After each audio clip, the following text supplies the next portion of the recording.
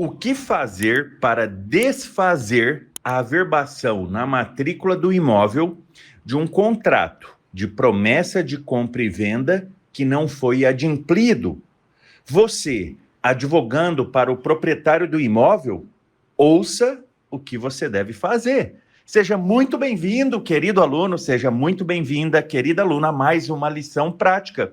E você que está ouvindo pela primeira vez este áudio, deixa eu me apresentar.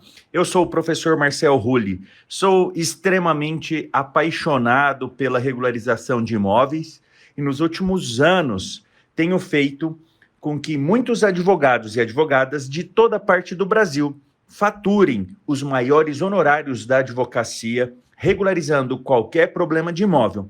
E mais que isso, encontrando ou reencontrando o amor pela profissão, já que costumo dizer que eu não conheço advogado que não ame advogar, mas eu conheço muitos advogados que estão muito, mas muito tristes com os faturamentos que a advocacia traz. E isso tudo é mudado, é alterado pela regularização de imóveis. Se você é advogada, souber regularizar qualquer problema de imóvel em qualquer lugar do Brasil, eu tenho certeza que você vai ressignificar, vai alavancar os ganhos da sua advocacia. E é por isso que eu estou gravando essas lições práticas. Minha missão de vida é fazer com que você, advogada, torne ou retorne a sonhar com a liberdade financeira que a advocacia pode te trazer através da regularização de imóveis. Vamos ao nosso tema, então. Professor, como assim? Como desfazer uma averbação? Vamos imaginar a situação mais corriqueira que todos os livros, jurisprudência, você vai encontrar. Eu prometo vender um imóvel. Imagina, eu sou uma imobiliária, eu sou uma construtora. Começo a vender os imóveis. Um dos compradores pega esse contrato, leva a registro lá na matrícula do imóvel que eu prometi vender.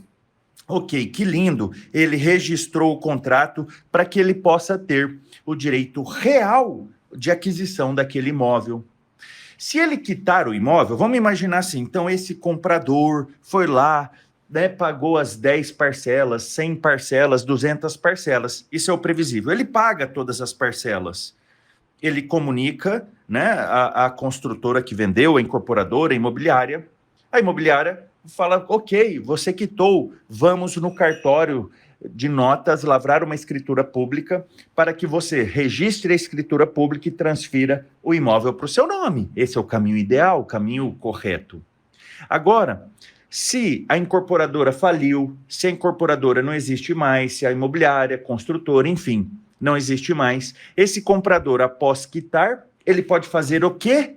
Ele pode fazer o que a gente conhece como adjudicação compulsória. E aí ele pode fazer agora essa adjudicação compulsória judicialmente ou, recentemente, extrajudicial, cumprindo os passos ali do extrajudicial. Pois bem, vamos pensar então, a primeira situação, ele quita, o vendedor não consegue transferir, porque já faliu, ele faz a adjudicação compulsória, nós resolvemos então o problema desse comprador. Agora vamos imaginar o seguinte, o comprador quita, mas o comprador não vai lá transferir para o nome dele o imóvel, e o comprador para de pagar os impostos. A matrícula do imóvel ainda está em nome da construtora, do promitente vendedor, da incorporadora e da imobiliária. E a imobiliária começa a sofrer execuções, atrás de execuções, de IPTU, por exemplo.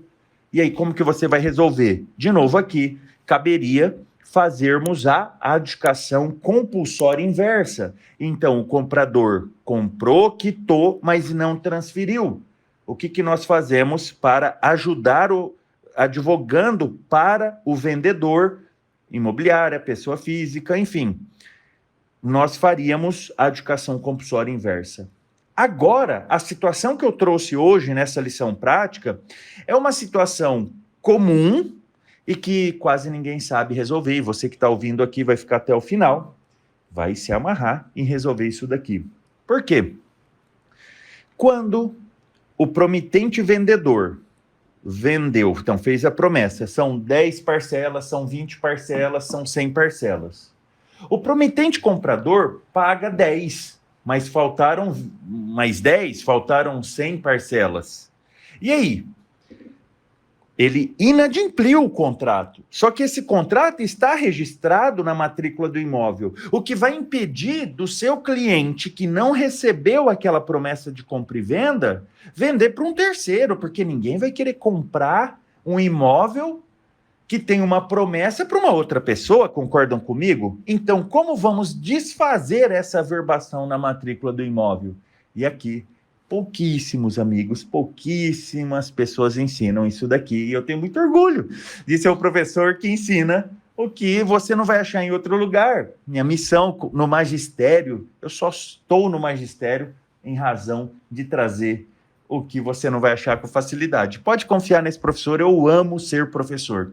Então vamos lá, eu quero te apresentar, nesse caso, que o comprador registrou na matrícula do imóvel a promessa de compra e venda, mas não pagou. Como que você vai desfazer esse registro? Essa averbação, na verdade. O termo técnico é averbação. Me permito aqui, com a licença do magistério. Vocês farão a ação, presta atenção agora, presta atenção, a ação de cancelamento de averbação de contrato de compromisso de compra e venda na matrícula do imóvel por inadimplência do promitente comprador. E aqui preste atenção, nos contratos de compromisso de compra e venda de imóveis, é possível cancelar a averbação dessa promessa feita no cartório, onde o imóvel possui registro, quando do não cumprimento do mesmo. Então, o comprador não quitou. Aí eu coloco essa observação aqui para vocês. Desde que o promitente comprador, ou vendedor também, pode ser, infringam alguma cláusula penal prevista no contrato ou nos casos previstos em lei. Quando o compromisso de compra e venda é assinado, ele deve ser prenotado, para depois do prazo de análise pelo cartório do título, ser averbado no registro na matrícula do imóvel. Ou seja, é feito um pedido de registro que se chama prenotação e será inserida no registro livro de protocolo número 1 do imóvel, informando que este imóvel foi objeto de compromisso de compra e venda, para que terceiros possam saber, tornando-a pública. O cartório, após até 10 dias úteis, registrará o instrumento, caso não haja alguma irregularidade ou formalidade. Quando o promitente comprador deixa de pagar, deixa de adimplir a promessa, estando previsto no contrato, e não sendo purgado, a purgada mora, depois que a gente notifica, fera, você se comprometeu a pagar 20 parcelas, você pagou 10, já está atrasado a 11ª, 12ª, 13ª. E aí? Você não vai pagar? O cara não responde. O que a gente vai fazer? Você vai requerer judicialmente, olha só pode ser judicial, não pode ser extrajudicial, o cancelamento da averbação do registro pela rescisão do contrato de compromisso de compra e venda. Presta atenção aqui no que o professor vai falar para vocês. Como a ação visa o cancelamento junto ao cartório de registro de imóveis, e esse cartório é uma delegação de serviço público, a lei que vai reger o procedimento, óbvio, é a Lei de Registros Públicos, a famosa Lei 6.015 de 1973. E isso está previsto, então, o fundamento jurídico da sua ação pedindo o cancelamento é o artigo 250 da Lei 6.015, que assim reza. Artigo 250, ele fala assim: far-se-á o cancelamento, 1, em cumprimento de decisão judicial transitada em julgado. Então, preste atenção aqui, querido aluno, querida aluna.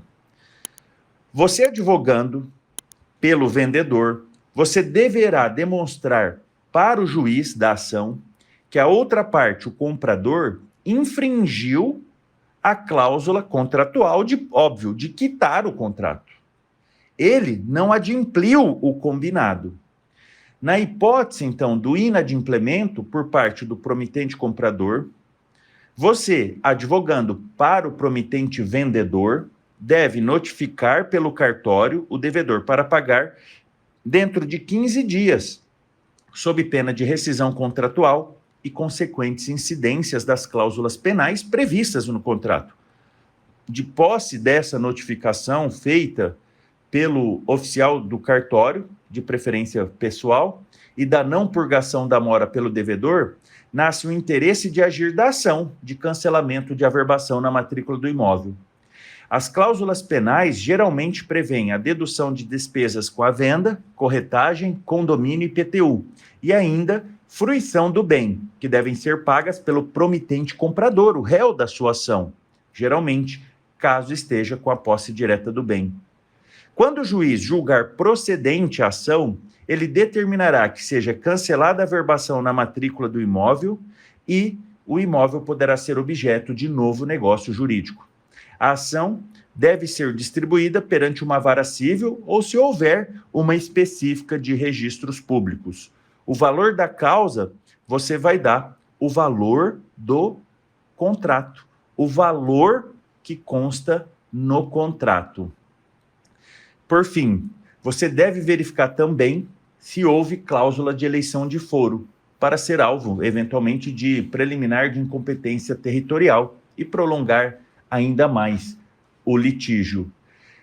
Aqui, uma dica para vocês: não é uma ação complexa, desde que você faça tudo isso que eu estou te dizendo e fundamente exatamente como eu estou te falando aqui. Apenas você deve ter cuidado com a notificação e com a demonstração da mora que ele não pagou. E lembremos que para todo direito há sempre uma ação correspondente. Um grande abraço, te espero para a próxima lição prática. Fique com Deus e com licença.